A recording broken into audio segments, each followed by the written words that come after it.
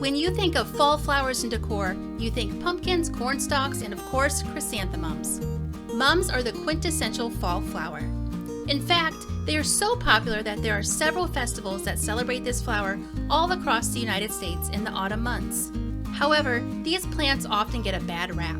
They are normally purchased and planted late in the growing season, and even though they are marketed as perennials, they generally do not return again the next spring. If this sounds like your experience, I have some good news. Hi, this is Amy from Gardening Know-How, and I'm going to share our tips for growing and caring for your fall mums. The key to successfully growing chrysanthemums is starting with the right type. Chrysanthemums are flowering herbaceous plants, and some types are hardier than others. So, are they annuals or perennials? Well, the answer is both. Hardy garden mums thrive in USDA zones 4 to 9. But the mums you buy at the garden center in the fall are just not as hardy as they used to be. All of their energy is devoted to blooming, which makes for a showy plant with pretty fall color, but it doesn't give the plant enough time to grow a good enough root system before winter arrives. Because of this, many mums have a short lifespan. If you are just using your mums for seasonal color, then it may not matter whether your plants are annual or perennial. However, it does seem like a shame to waste a perfectly good plant. So how can you make sure your mums come back? For starters, plant them as early as possible. If you wait until they appear seemingly everywhere, from grocery stores to garden centers to warehouse clubs, it may already be too late. Mums need at least 6 to 8 weeks to root into the ground to ensure winter survival. Even then, there may only be a 50% chance they survive, especially in colder climates. The best bet is to plant hardy chrysanthemums in the spring. While this is not the case for all garden centers, many plant shops do carry hardy mums in their perennial department. They may possibly come in smaller pots or starter packs. Planting early can ensure they get rooted before cold weather arrives.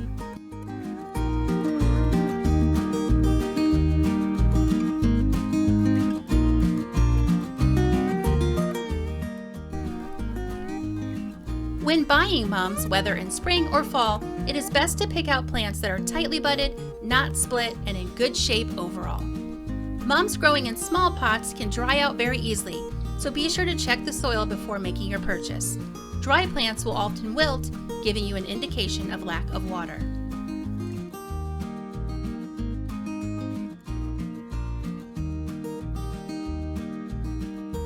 If you plan to replace worn-out summer annuals with fresh fall mums in your containers, we do have some tips. One of the best things you can do for your mum is to repot it. Just gently remove it from its pot, break up any tight roots, and replant into a larger container filled with good fertile potting soil and proper drainage. Water well and place the container in full sun for the best results. Remember though that your sunny summer spots may be more shaded in the fall. Keep an eye on your plant for the first few days and make sure it's getting plenty of sunlight and keep it well watered.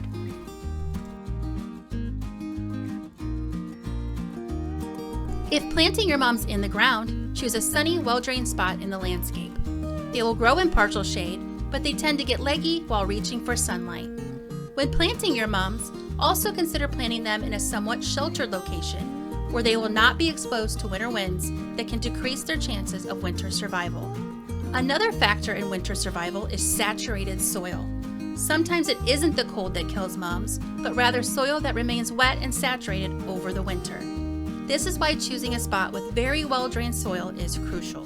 To begin, dig a hole twice as wide as the root ball and just as deep. Next, amend the native soil with some sort of compost at a ratio of 1:1. Add a starter fertilizer to the backfill to help with root production if planting in spring or summer. Do not fertilize late in the season. Break up the roots slightly if root bound. Score the roots or pull them apart the best you can. Plant the mums slightly above soil level and backfill around the root ball.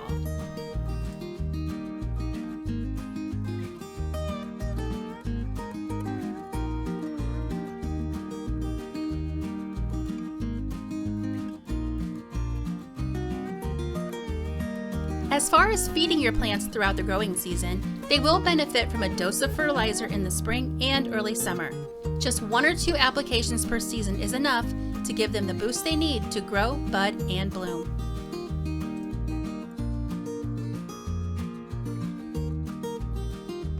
After following these growing suggestions, you'll want to practice the most important technique of how to care for mums: pinching.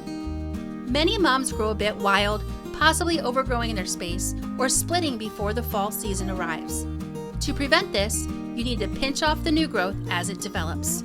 Every few weeks after the plant reaches about 6 inches tall, you will want to remove about half of the new growth at the top of each shoot. Repeat this step throughout spring and summer until the middle of July or into August if you want to delay bloom a bit longer. This will help to promote a full and bushy plant that blooms later in the growing season. You don't necessarily need to use your fingers to pinch. Shears, scissors, or pruners will also do. If you don't have the energy or desire to pinch the new growth, no worries, they will still bloom, but may develop more of a carefree, floppy appearance. As discussed earlier, oftentimes garden mums, even if they are considered perennial, have a tough time surviving the winter. Whether you plant them in spring or take your chances in the fall, even the hardiest chrysanthemum will need a little TLC to survive winter's harsh weather. The first step is to not cut back any foliage in the fall. It is best to leave the dead foliage to help trap leaves and mulch to protect the plant's crown over the winter months. Wait until new growth has begun at the base of the plant the next spring to cut back any remaining dead foliage from the prior season. The next step is to properly insulate the plant. Apply a heavy layer of mulch after several hard frosts or a hard freeze. Any kind of mulch will do, including hardwood or pine, straw, evergreen branches, or even leaves that have fallen from trees. The mulch layer will also help protect the plants during freeze and thaw cycles. Pull the mulch away once the weather warms in the spring. With these few steps, you can provide the proper winter care for mums that increases the chances of making it through the cold weather and reward you with lovely blooms again the next year.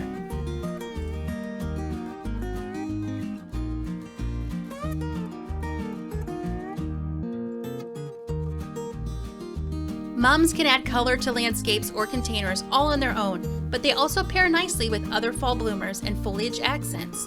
Try any of these companion plants for a fall display that is anything but ordinary.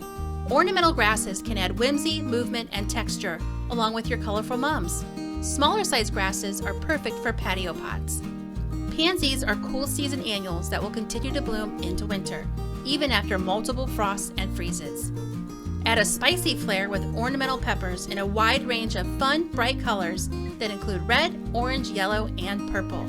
Asters are also a great pairing with fall mums. They bloom late, prefer the same growing conditions, adding a perfect late season plant to attract pollinators to your garden. While not edible, ornamental cabbage and kale offers foliage contrast with its ruffled leaves and crisp blue-green colors.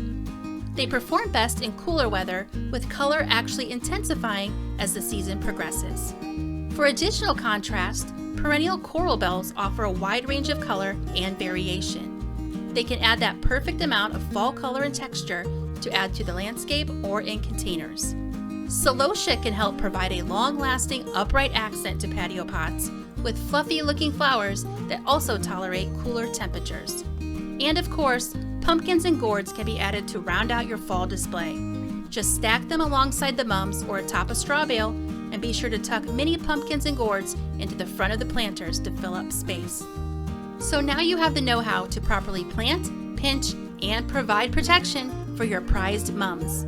For more information on mums and their companions, please visit us at gardeningknowhow.com. And if you enjoyed the content in this video, click the subscribe button for more content from us. Thanks for watching and happy gardening!